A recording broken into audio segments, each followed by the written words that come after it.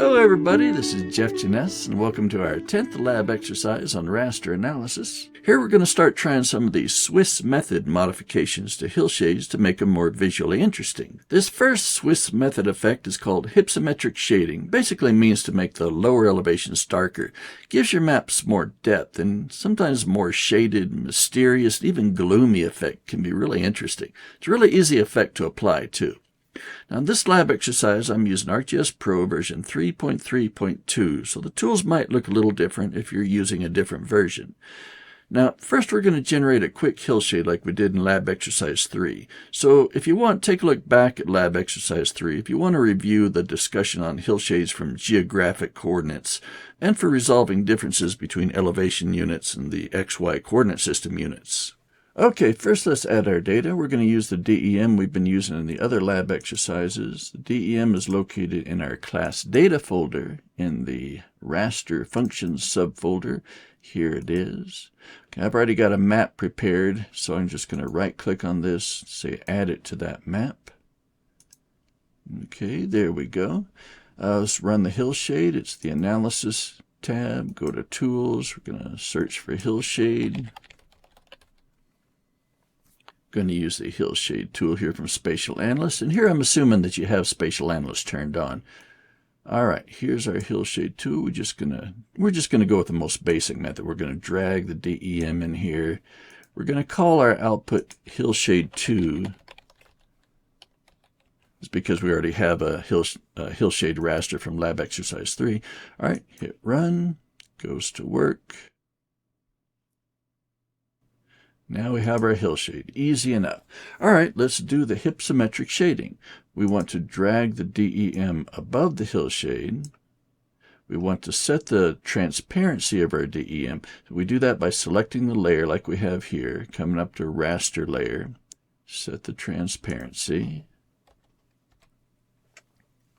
Now we want to change the color ramp from this brown to green scale to a black to white. We just right click on it. Go to Symbology.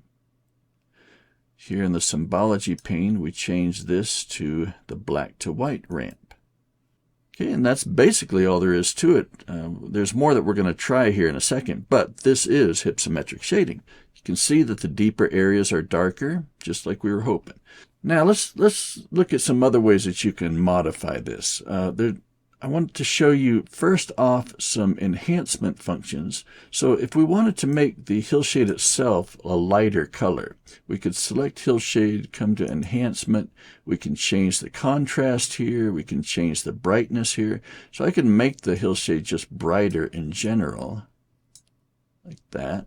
Maybe set the contrast a little bit lower or a little bit higher. Then when I turn the DEM on, the entire effect is just a little bit lightened up. I could also make the DEM lighter if I wanted to with the enhancements. So if I wanted a lighter hypsometric effect, then I could do this with these enhancements.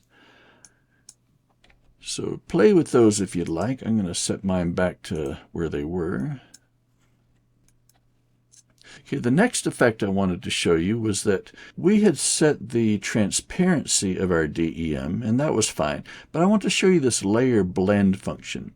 Right now we've been using the normal. There's lots of options here, and I just want to show you the multiply version. The multiply is interesting for hypsometric shading. Multiply will take every cell on the landscape in the DEM, and it will look at what's underneath it, the hillshade, and it will color the map according to whatever is darker.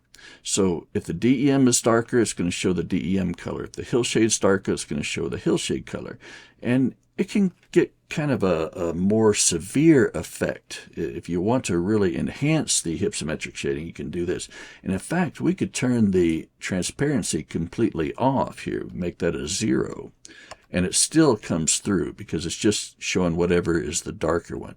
So this has a pretty intense effect if you like this. So keep that in mind. You can try different layer blends, and this multiply is good for hypsometric shading. Now the last issue I wanted to show you is that quite often you have a DEM and a hillshade that is much larger than the part that you're just mapping.